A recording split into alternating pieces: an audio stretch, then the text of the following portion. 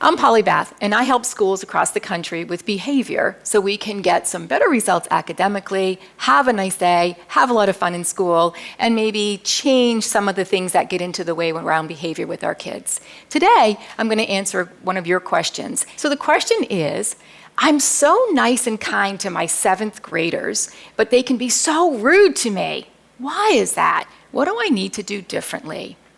Really, you probably don't need to do a lot differently, because if you're nice and kind and treating everybody with dignity and respect and all that, you're doing what you want to see them do with one another.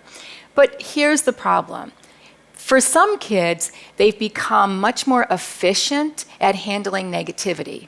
It sounds a little strange, but when people are used to a lot of negative things happening in their lives with family or whatever it might be, they are not really efficient at handling kindness, and kindness actually becomes very uncomfortable for them.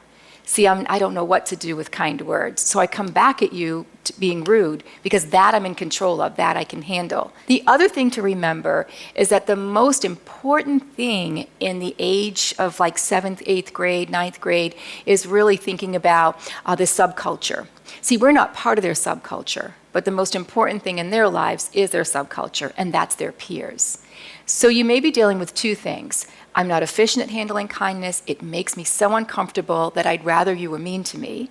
And the other is, I've got to somehow make sure that my peers see that I'm kind of being cool, making a little scene, making them raise their eyebrows or whatever, because that's the only way I'm going to kind of fit in. And that's what I want my peers to see. And they may even walk away feeling bad about their behavior with you.